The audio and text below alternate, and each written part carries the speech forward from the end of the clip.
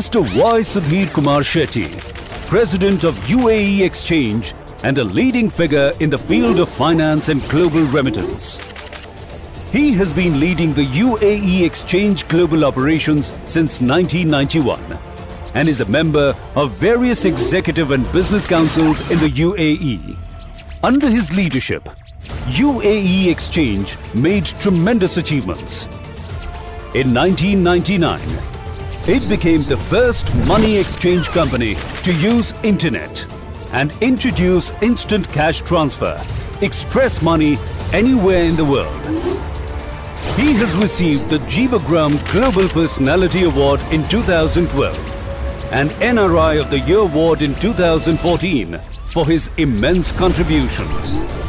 Ladies and gentlemen, please welcome Mr. Y. Sudhir Kumar Shetty to inspire us with his experiences.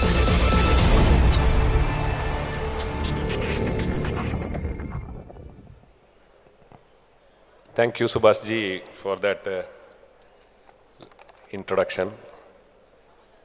Well, just before lunch, Mr. Pramod was mentioning about Narayan Murthy saying that in God we trust.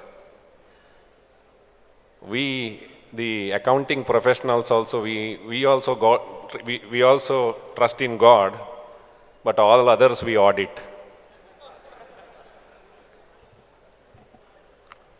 Well, let me thank IMA for this great opportunity for me to be here with you and to share what I have gone through in the last 26 years being at the helm of UAE Exchange. When Mr. Ghosh was giving his presentation, what really motivated him to think of microfinance and then to move on to banking. 35 years ago, my boss, the founder, Dr. B.R. Shetty, he saw an opportunity in the Gulf where the low-paid workers had no proper channel to remit the money back to their home countries. There were banks operating, but the banks would close at 3 o'clock in the afternoon. They were not available on the weekends when the workers were free because they were in far-flung construction sites. They could come to the city only after 6 in the evening or during the weekends. So when the banks were not there for them to send their hard-earned money back to their home countries, they ended up sending money through Hawala or the informal channel. And there were instances where these Hawala operators would vanish overnight and these guys would lose their money and the heart. That was the time the UAE Exchange started its operation to provide a channel for the low-paid workers to remit their hard-earned money. It was a mom-and-pop store in Abu Dhabi in 1980. And today, after 35 years, UAE Exchange has become the largest money transfer company in the world. Last year, we handled about $27.6 billion of remittances to various countries across the world, and India received $7.3 billion out of the $70 billion that India receives annually as remittances. How we built this mom and pop store company to a global brand, I think this journey will narrate the topic that I have been asked to speak. What is the strategy to overcome the financial downturn or meltdown in an individual's life or the corporate world or in the life of a nation? If you are there for long term, you would have gone through these cycles many times over. We see that these cycles are repeating more often than what we used to see in the past. Whenever we used to say, oh, downturn has come, then we thought that the next downturn would be after around 15 years. But now that speed has really gained momentum. And now we see every 7 or 8 years, maybe going forward every 5 years. So this is where we need to really look at how to prepare an organization to face these eventualities as and when it arises. I took charge of the operations in 1991. In fact, I started the audit function slightly before that. And 1994, the plague broke out in Surat. How many of you recollect this? I don't know. When the plague broke out in Surat, unfortunately, our media always projects what is not okay in our country than what was good in our country, and it continues to be so. The airlines which were operating out of the Middle East region, they stopped operating to India, thinking that the entire country is plagued.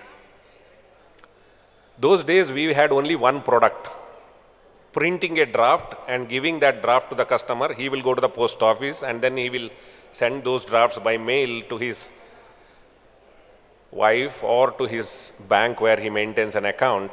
Now when the flights were not operating, the postal service was also not there. So when the postal service was not there, then the customer would not come to take a draft because he can't send it across. We thought something need to be done. The flights were operating out of London and other parts of the world. So we engaged a courier company, DHL, and DHL carried our instruments of the customers which we collected, and then we sent it to London, and London to Bombay flights were operating. So all the packets came to Bombay. From Bombay, we segregated it into different parts of India and handed over to local courier companies. And thereby, we could beat the problem of the flights not operating out of the Middle East. 26 days later, I remember distinctly, Narasimha Rao government was there. The government of India warned those airlines. They said, if you don't operate within 24 or 48 hours, we are going to cancel the landing rights. Immediately, they started operating and the service resumed and we could send all the drafts directly. This gave us an idea. Suppose the same eventuality happens again, what to do? In 1994, we had built an in-house IT development team. A lot of people cautioned me, saying that you are building an in-house IT development team. These people will not stay with you. They will run away to US and you will be in trouble. So still we took that challenge and we set up a small team, and the head of IT, I told him, this problem might surface again. So what is the solution? He said, we can send the entire file to India and why don't we generate the instrument in India? With this, we started a service called Express Transfer, wherein the customer would walk in to any of our branches and he would ask for this service.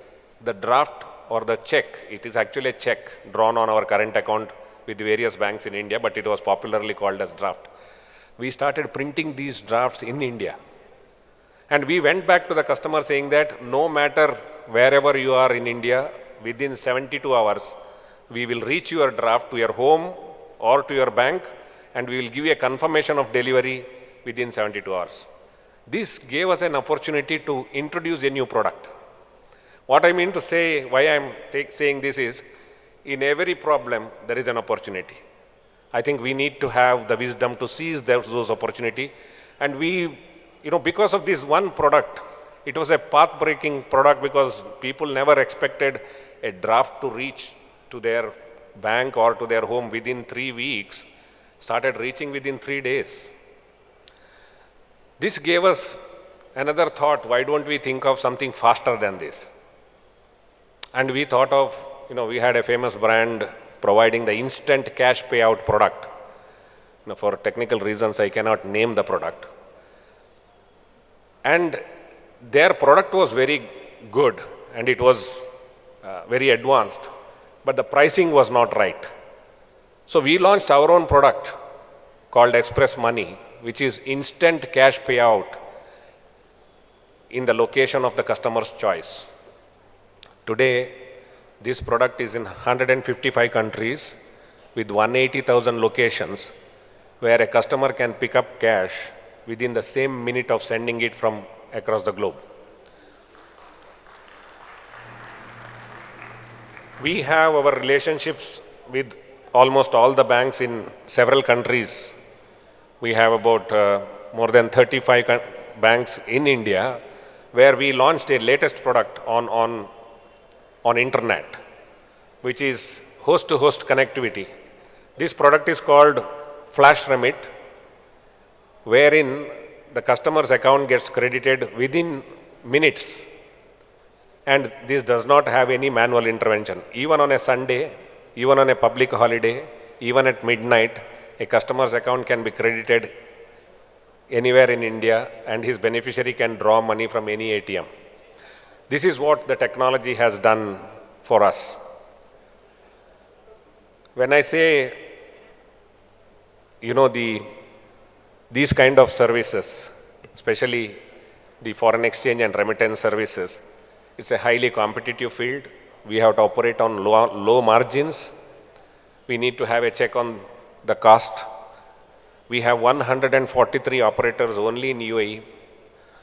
We decided that if we are confined to one market, I think we are not going to be there for long term. We started moving out of UAE, first to cover all the GCC countries, then to Europe, then to US, then to the Far East and the APAC countries. Today, the operation is in 31 countries with more than 800 direct offices.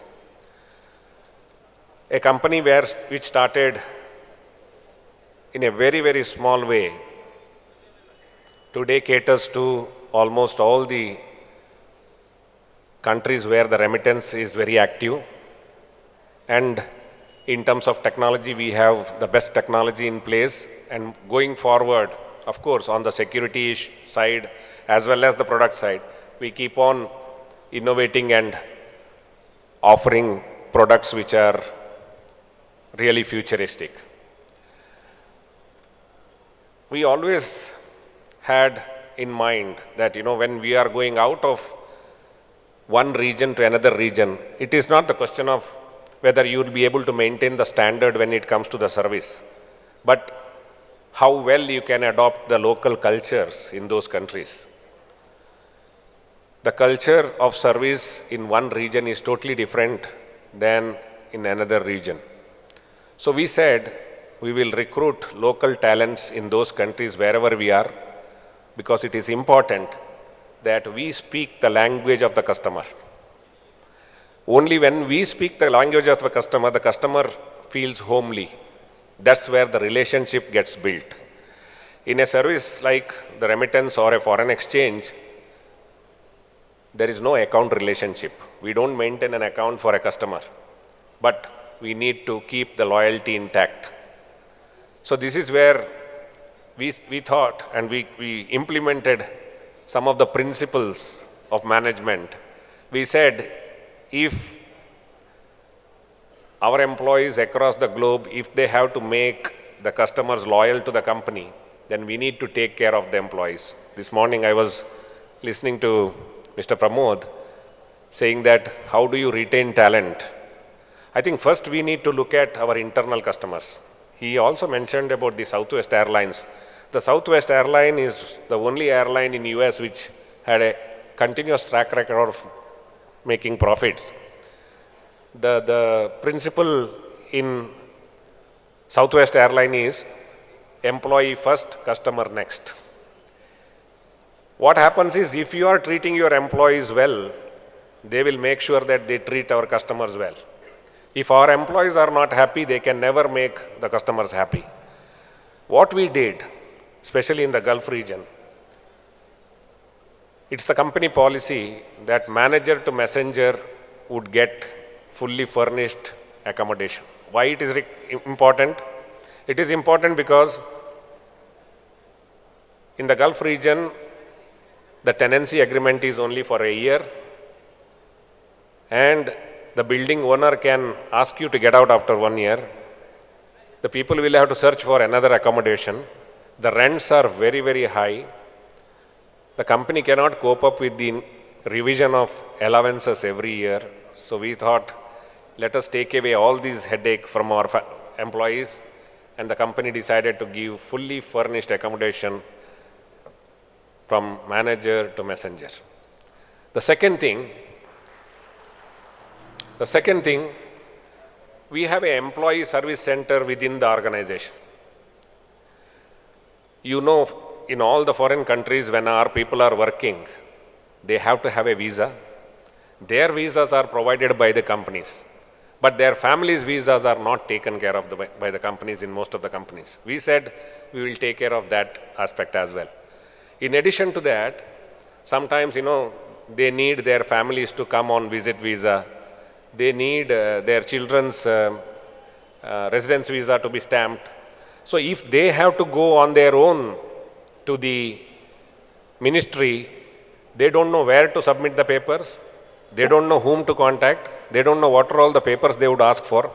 So we created an employee service center within the organization where we have people who knows exactly what to do. That saves time for the employee as well as for the organization. So the productivity remains intact. When I said we give the accommodation to the employees, we make sure that the accommodation is very close to the place of work, or if it is far off place, the transportation is also provided by the company. What I mean to say is to make life easy for the employees so that they can totally concentrate on the service element. Now today, amongst 143 companies operating in the UAE market alone, I'll take example of only UAE because that's the place where we are now operating for the last 36 years. In a country where we have 142 competitors, we still command in excess of 60% of the market share. It is only because we have highly charged up employees, and they know that the company is really concerned about their welfare. Now, in the morning session, we heard that the talent or retaining the talent is the biggest challenge that we are going to face in the times to come. I think this is how we can address the issue of retaining the talent. I'm finding it increasingly, the attitude or the approach is changing over the years. 30 years ago, when we recruited someone, it would be his desire that he would retire from the same company. But today, every 3 years, we need to answer the questions like, what is my position after 3 years? Where am I going to go? What are the packages? These kind of things also need to be addressed. The only way we can keep the talent within the organization is to expand, explore, and this will give opportunities for people to grow within the organization. We have the first lady employee who joined the company on the first day of our operation. She still continue to work with us as an operation manager. The brand building exercise is the most difficult one, all of you are aware, but for the benefit of the future entrepreneurs here, I think if we can build leaders within the organization, our life becomes very relaxing. We have now almost 18,000 employees in 31 different countries. On our way growing the organization, we had to grow both organic as well as inorganic. We did lot of acquisitions. When the markets are not doing well, we go all out and acquire companies. We acquired a largest network of branches in Australia in 2003. We did an acquisition in Brazil in 2009. we did the biggest acquisition last year of the global operation of Travelex. Travelex is the world's largest foreign exchange company, which we took 100%. All these things, all these acquisitions happened when the markets were not really encouraging. Why? Because this is an opportunity when you can acquire valuable assets. In terms of our retail presence, it is always location, location, location, because it is the convenience to the customer. To acquire good locations during the best of the times, you will not be able to get a very good shop front. But when the markets are down, you are able to grab those opportunities. This is where we need to have the courage, commitment, and we have to be the long-term players. Of course, there is no shortcut success. I still remember the general of US Army who was heading the Desert Storm during the 1991 war when Iraq invaded Kuwait. Somebody asked him, what is the mantra for success? He said, there is no secret for success. Success is the result of continuous preparation, hard work, and learning from failure. This was Colin Powell.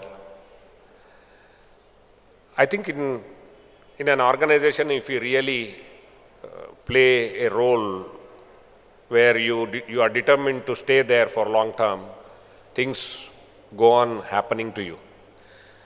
In fact, the Travelex deal was the person, the founder who is in London, he approached us first because we had the relationship with him and he thought that these are the people who would really take the brand forward. So that's why among all the other institutions, he opted to sell that company to us. Well, retail is not easy to build, but retail is king.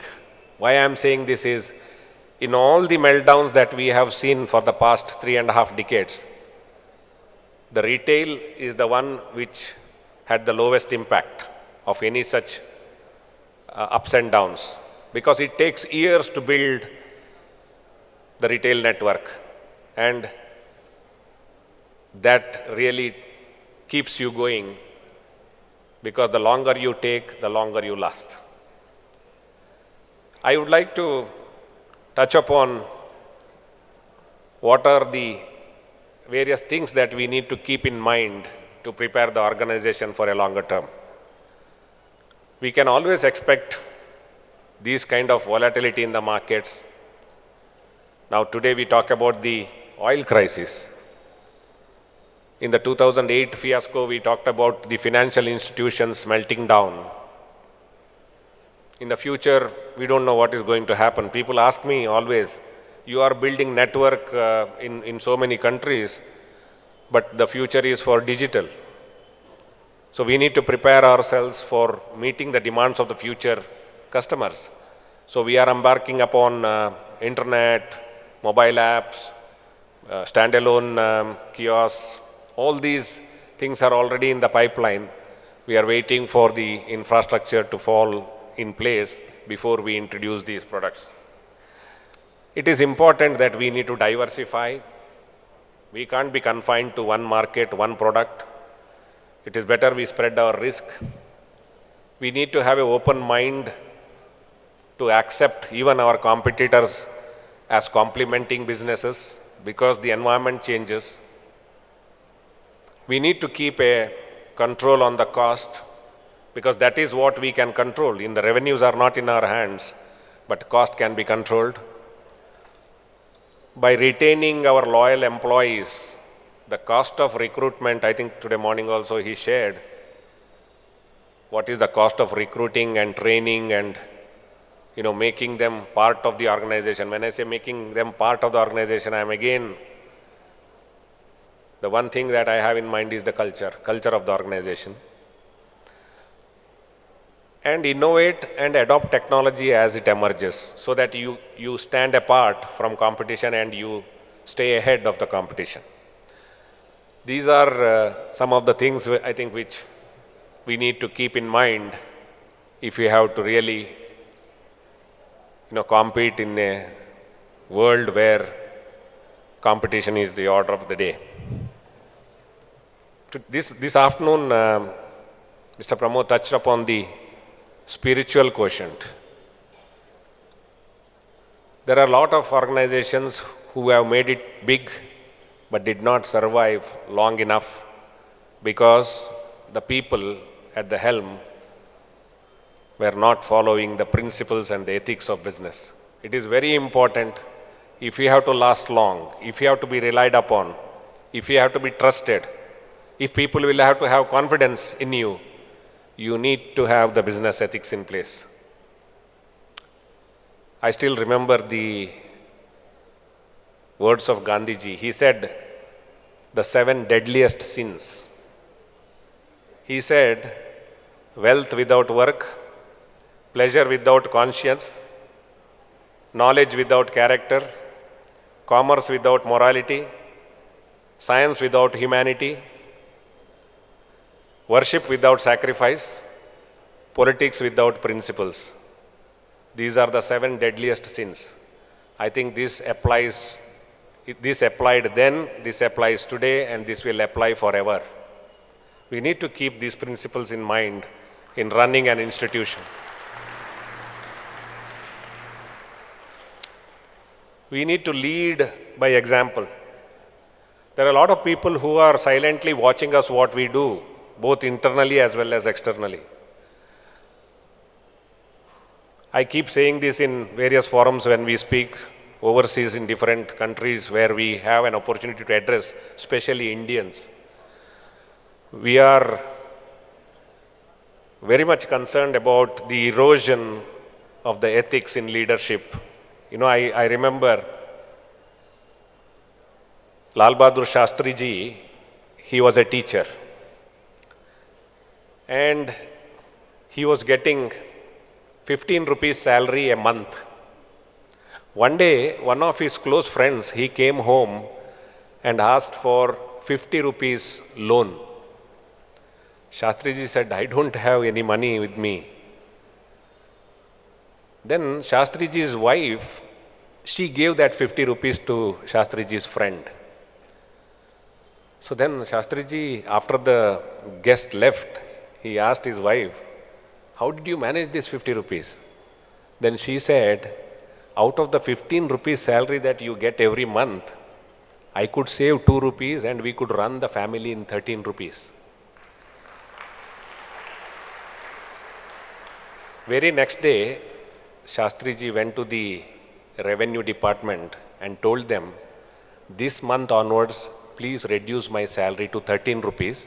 I can run my family with 13 rupees. That 2 rupees can be given for some other purpose. Now, this was the kind of leadership that our country could boast of. I think we have young leaders, entrepreneurs, tomorrow's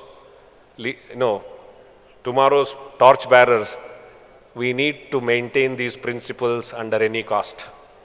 It has great value and it needs to be recognized. With these words, thank you, IMA, thank you all of you for your patient listening. After lunch, it is not easy to listen to people who talk about management and topics. Again, I am thankful to IMA for all the hospitality that is extended to me. This is my first visit to Indore and I will definitely come back to this place again. Thank you.